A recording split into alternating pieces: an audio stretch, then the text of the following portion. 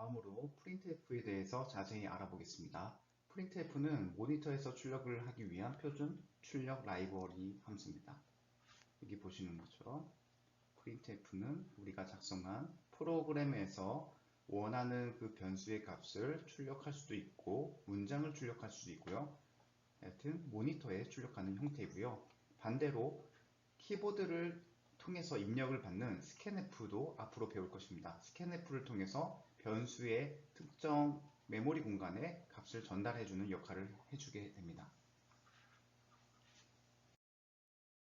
printf의 형식을 살펴보게 된다면 우리는 기존에 %d 형식으로 해서 문자가 아닌 정수랑 매칭을 해서 출력을 했었죠. %d뿐만 아니라 실수를 출력하기 위해서는 %f, 문자를 출력하기 위해서는 %c, 문자열을 출력하기 위해서는 %s를 적어줘야 됩니다. 그 외에 %e를 사용하게 된다고 하면 과학표기법, 부동 소수점을 나타낼 수 있습니다. printf에서 %d가 한 개만 올 수 있는 건 아니고요. 두 개 이상 올 수 있습니다. 그래서 원하는 만큼 써줄 수 있고요. 다만 이 %d 부분과 %f 이렇게 부분에 매칭시킬 수 있는 변수를 적어줘야 됩니다. 보시는 것처럼 구분자, 변수, 구분자, 변수를 했고요. 그래서 여기 %d와 넘버랑 매칭이 되고 %f랑 것과 매칭이 돼서 이제 나타낼 수가 있습니다.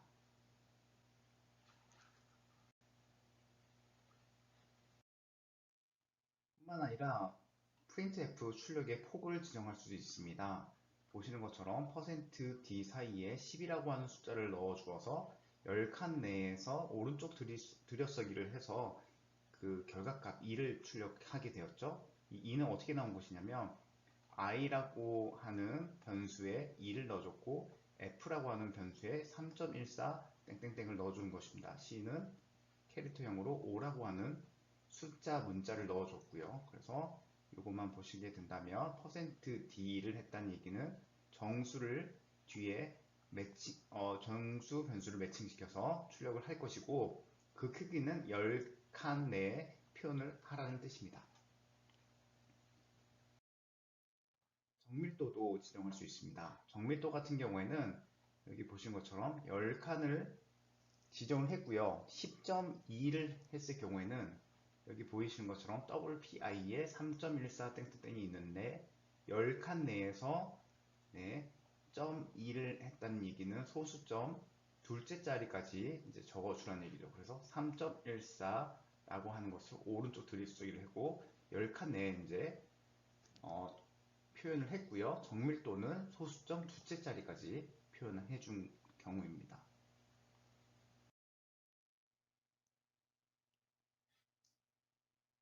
오류가 발생할 수 있는 주의사항인데요.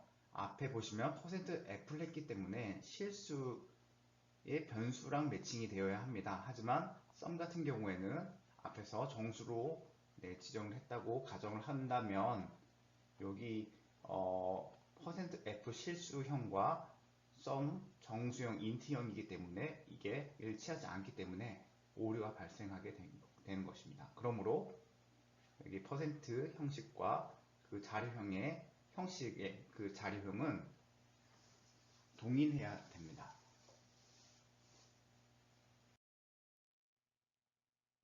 앞에서 나왔던 그 두 개의 숫자를 합하는 프로그래밍에 대해서 복습을 해보겠습니다. 보시면 s라고 하는 인트형, y라고 하는 인트형, sum이라고 하는 인트형이 있고요. 거기에 100이라는 숫자를 대입 연산자를 통해서 s에 대입을 해줬고요. 200이라고 하는 숫자를 y에 넣어줬습니다. 그리고 이 s랑 y를 두 개를 합을 한 결과값을 sum에 넣어줬죠. 그러면 100 더하기 200이기 때문에 300이 들어가고요. 그리고 printf를 해주고 두 수의 합하고 콜론은 그대로 이제 출력이 돼서 이렇게 나올 거고요. 이 부분 변수 부분은 %d 이 부분은 구분자 다음에 나오는 썸이라고 하는 인트형 자료형이죠. 인트형 썸과 매칭이 돼서 결과값 썸에는 300이 있기 때문에 300이 출력이 되는 것입니다. 앞에서 이런 덧셈 프로그램을 만드는 데 있어서 알고리즘을 말씀드리자면 두 수를 입력을 받고 혹은 이제 설정을 해주고 두 수를 연산하고 그 합을 구하는 서술형입니다. 이를 간략하게 순서대로 표현하면 이와 같습니다. 그리고 앞에 덧셈 프로그램 첫 번째와 두 번째의 차이점은 프로그래머가 값을 임의로 지정해 준 경우고요. 이 두 번째 같은 경우에는 이 프로그램을 사용하는 사용자가 값을 넣어주는 형태입니다. 그래서 두 개의 정수를 입력받는다는 입력 단계가 추가된 것이죠. 그 다음에 처리 단계에서는 입력받은 두 수를 더하고 그 값을 출력하고 종료하는 형태로 기존과 거의 유사하지만 입력 단계가 생겼다는 의미고 입력 함수인 scanf를 활용하게 될 것입니다. 그리고 두 수를 더하는 프로그램을 살펴보게 된다면 여기 보시는 것처럼 scanf가 나와 있죠. 우선 여기 보시면은 main이라고 하는 함수가 호출이 되고 그럼 프로그램이 이제 시작이 되고요. SYSUM 기존과 동일하게 생기고요. 그 다음에 printf이고 다운표 속에 있는 첫 번째 숫자를 입력하시면 그대로 출력이 될 것입니다. 그 다음에 scanf에 의해서 키보드 입력되는 그 숫자 값이 있죠. 이거를 저장을 할 건데 어디에 저장하냐면 여기 보신 것처럼 S의 주소를 구해서 S에 저장을 해주는 겁니다. 왜냐면 scanf는 외부에서 입력되는 데이터를 내부의 프로그램 변수에 저장하기 위한 중간 매개체로서 S의 값을 저장하기 위해서는 S의 주소를 알려줘야 됩니다. 왜냐면 이렇게 선언하는 단계에서 컴파일러가 임의로 메모리 공간을 잡기 때문에 사용하는 입장에서는 이게 주소가 어딘지 알 수가 없습니다. 그렇기 때문에 주소 연산자 S를 해주게 된다면 이 S 공간에 주소가 나올 거고요. scanf는 키보드로 입력된 수를 전달해 주게 됩니다. 만약에 10이라고 가정을 한다고 하면 10은 scanf에 의해서 S의 주소를 구해서 이렇게 들어가게 됩니다. 두 번째 printf는 두 번째 숫자를 입력하시오라고 가이드문이 나올 거고요. 그 다음에 사용자가 20을 입력하게 된다면 scanf에 의해서 Y의 주소를 찾아서 Y에 20을 넣어주게 된다는 얘기입니다.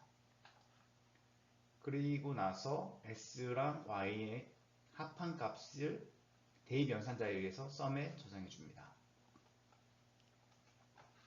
그 다음에 두 수의 합 뒤에 썸에 현재 있는 값 30이 매칭이 돼서 30이 출력되는 걸 보실 수 있습니다.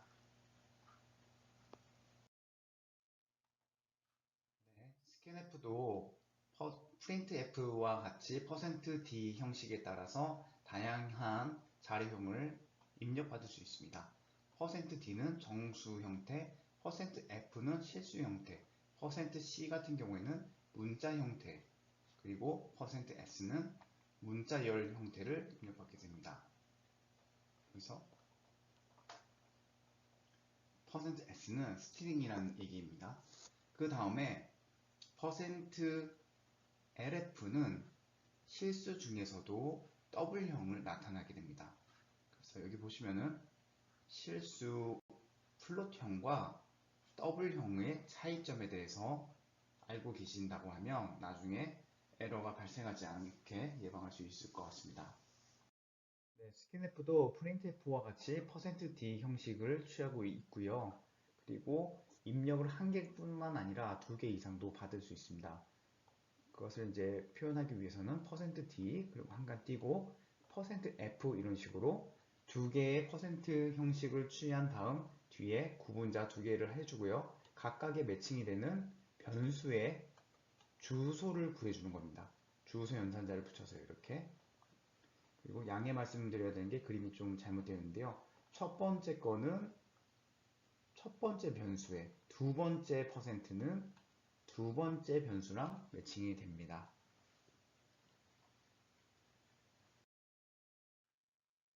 여기 앞에서 언급했던 AND 표시, 주소 연산자의 의미는 다름이 아니라 외부에서 입력되는 키보드의 값을 scanf가 내부 프로그램에 있는 변수에 전달을 해야 되는데 이 S의 위치는 컴파일러가 임의로 메모리를 할당했기 때문에 그 위치를 모르기 때문에 이 주소 연산자를 붙여서 그 위치를 scanf에게 알려주는 겁니다. 마치 우체부가 어떤 그 주소를 이제 확인하고 우편물을 그 집 앞에 우편함에 넣는 거와 같은 의미입니다.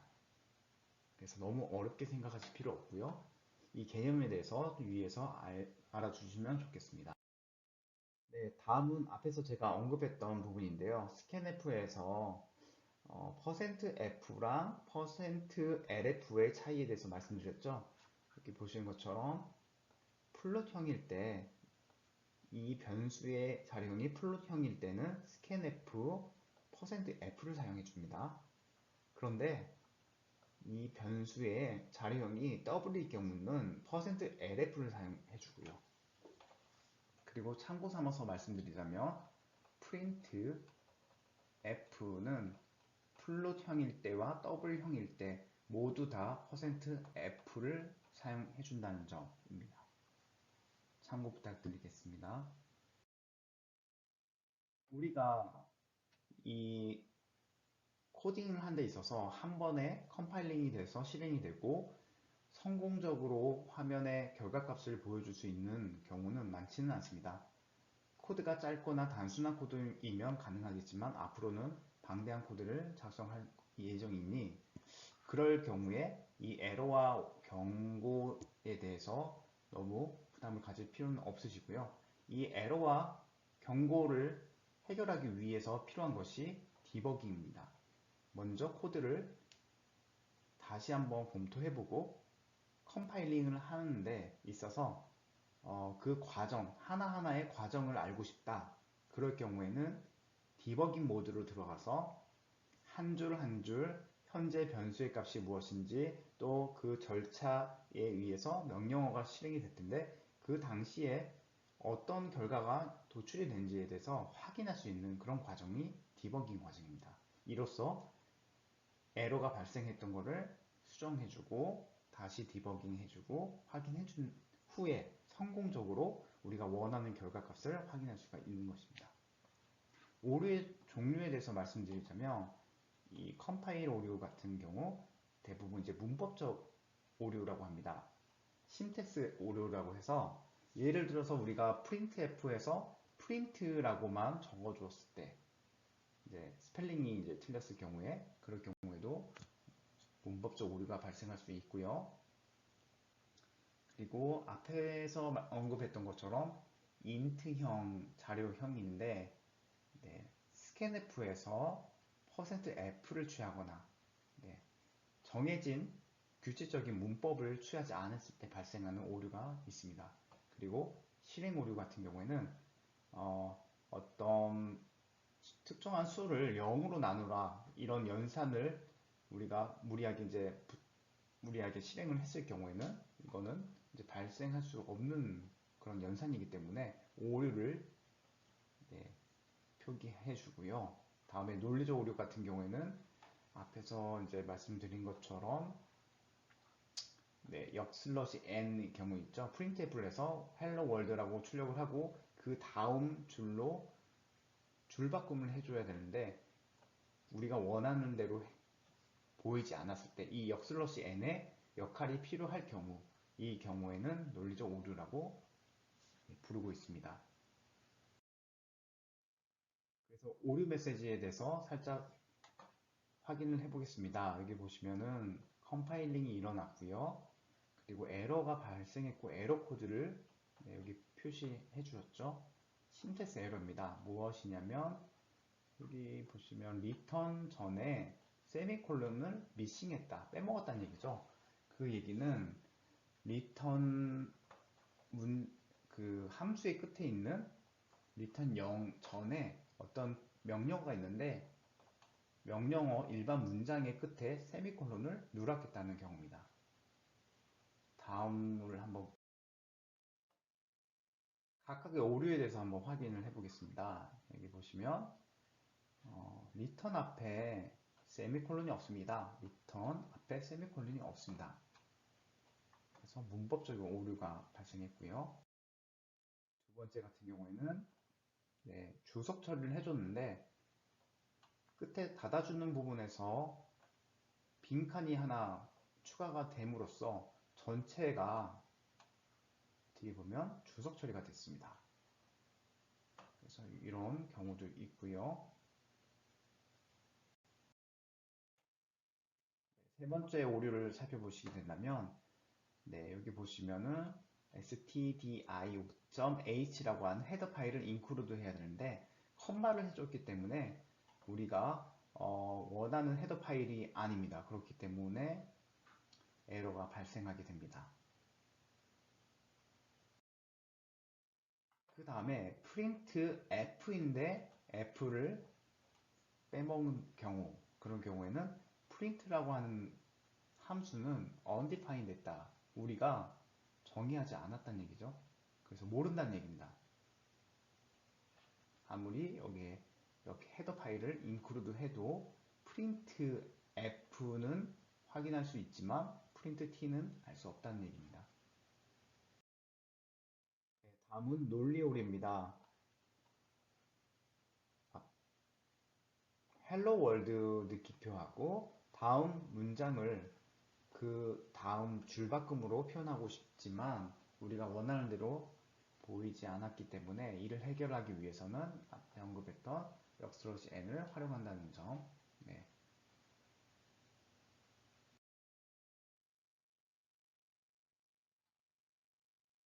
그래서 역슬러시 n을 통해서 줄바꿈과 줄바꿈을 해줬습니다.